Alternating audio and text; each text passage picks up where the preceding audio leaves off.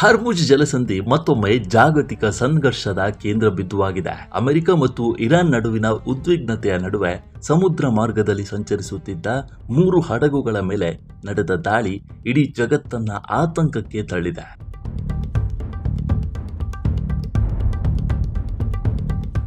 ಪಶ್ಚಿಮ ಏಷ್ಯಾದ ಅತ್ಯಂತ ನಿರ್ಣಾಯಕ ಸಮುದ್ರ ಮಾರ್ಗವಾದ ಹಾರ್ಮುಜ್ ಜಲಸಂಧಿಯಲ್ಲಿ ಯುದ್ಧದ ಕಾರ್ಮೋಡಗಳು ಮತ್ತಷ್ಟು ದಟ್ಟವಾಗಿದೆ.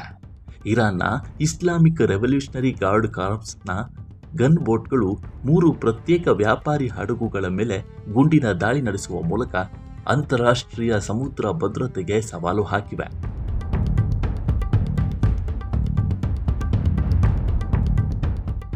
ಒಮಾನ್ನ ಈಶಾನ್ಯಕ್ಕೆ ಸಂಚರಿಸ್ತಾ ಇದ್ದ ಲೈಬೀರಿಯನ್ ಧ್ವಜವನ್ನು ಹೊಂದಿರುವ ಹಡಗು ಈ ದಾಳಿಗೆ ಗುರಿಯಾಗಿದೆ. ಹಡಗಿನ ಕ್ಯಾಪ್ಟನ್ ನೀಡಿರುವ ಮಾಹಿತಿ ಪ್ರಕಾರ IRGCಯ ಗನ್ ಬೋಟ್ ಅತಿ ವೇಗವಾಗಿ ಹಡಗಿನ ಸಮೀಪಕ್ಕೆ ಬಂದಿತ್ತು. ಅಷ್ಟರಲ್ಲಿ ಗನ್ ಬೋಟ್ನಲ್ಲಿದ್ದ 3 ವ್ಯಕ್ತಿಗಳು ಹಡಗಿನ ಸೇತುವೆಯ ಭಾಗವನ್ನು ಗುರಿಯಾಗಿಸಿಕೊಂಡು ಮನಬಂದಂತೆ ಗುಂಡು ಹಾರಿಸಿದರು. ದಾಳಿಯ ಬೆನ್ನಲ್ಲೇ ಒಂದು ಹಡಗಿನಲ್ಲಿ ಸಣ್ಣ ಪ್ರಮಾಣದ ಬೆಂಕಿ ಕಾಣಿಸಿಕೊಂಡಿತ್ತು.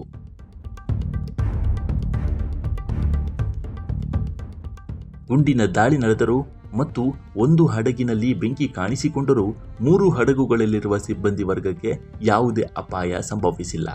ಸಿಬ್ಬಂದಿ ಸುರಕ್ಷಿತವಾಗಿದ್ದಾರೆ ಮತ್ತು ಹಡಗುಗಳಿಗೆ ಯಾವುದೇ ಗಮನಾರ್ಹ ಹಾನಿಯಾಗಿಲ್ಲ ಎಂದು United Kingdom maritime trade operations ದೃಢಪಡಿಸಿದೆ.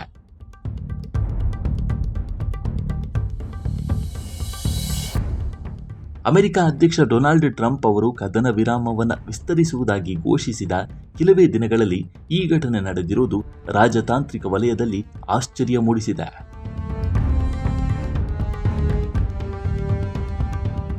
Trump ಅವರು ಇರಾನ್ ಮೇಲೆ ಆರ್ಥಿಕ ದಿಗ್ಬಂಧನ ಹೇರಿದ್ದರೂ ಮಾನವೀಯ ನೆಲೆಯಲ್ಲಿ ದಾಳಿಯನ್ನ ತಡೆ ಹಿಡಿದಿದ್ರು.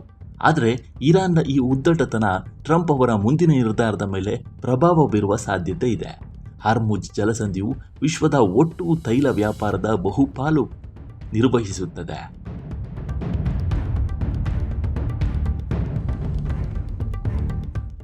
ಈ ಮಾರ್ಗದಲ್ಲಿ ಹಡಗುಗಳ ಮೇಲೆ ದಾಳಿ ನಡೆಯುತ್ತಿರುವುದು ತೈಲ ಬೆಲೆ ಏರಿಕೆಗೆ ಮತ್ತು ಜಾಗತಿಕ ಸರಬರಾಜು ಸರಪಳಿಯ ಮೇಲೆ ಪರಿಣಾಮ ಬೀರಬಹುದು ಅಂತ ಆರ್ಥಿಕ ತಜ್ಞರು ಆತಂಕವನ್ನ ವ್ಯಕ್ತಪಡಿಸಿದ್ದಾರೆ. ಈ ಮಧ್ಯೆ ಭಾರತಕ್ಕೆ ತೆರಳುವ ಹಡಗನ್ನ IRGC ವಶಪಡಿಸಿಕೊಂಡಿದೆ. ಇರಾನ್ ವಶಪಡಿಸಿಕೊಂಡಿರುವ 2 ಹಡಗುಗಳಲ್ಲಿ ಒಂದು ಭಾರತದ್ದು.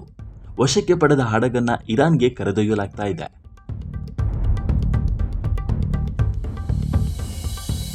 ಈ 2 ಹಡಗುಗಳಲ್ಲಿ ಒಂದು ಭಾರತಕ್ಕೆ ತೆರಳುವ ಹಡಗಾಗಿದ್ದರೆ ಮತ್ತೊಂದು ವಿಶ್ವದ ಅತಿ ದೊಡ್ಡ ಸಾಗಣೆದಾರ MSCಗೆ ಸಂಬಂಧಿಸಿದ್ದಾಗಿದೆ. ಹಾರ್ಮುಜ್ ಜಲಸಂಧಿಯನ್ನು ದಾಟಲು ಯತ್ನಿಸಿದ ಹಡಗಿನ ಮೇಲೆ ಇತ್ತೀಚೆಗೆ ಇರಾನ್ ದಾಳಿ ನಡೆಸಿತ್ತು. ಅದರ ಬೆನ್ನಲ್ಲೇ ಈ ಘಟನೆಯು ನಡೆದಿದೆ. ಮುಂದೇನಾಗುತ್ತೆ ಅನ್ನೋದನ್ನು ಕಾದು ನೋಡಬೇಕಾಗಿದೆ. ನಮ್ಮ ಈ ವಿಡಿಯೋ ನಿಮಗೆ ಇಷ್ಟವಾಗಿದ್ದರೆ ಲೈಕ್ ಮಾಡಿ, ಶೇರ್ ಮಾಡಿ ಮತ್ತು ನಮ್ಮ ಚಾನಲನ್ನು ಸಬ್ಸ್ಕ್ರೈಬ್ ಮಾಡಿ. ಧನ್ಯವಾದಗಳು.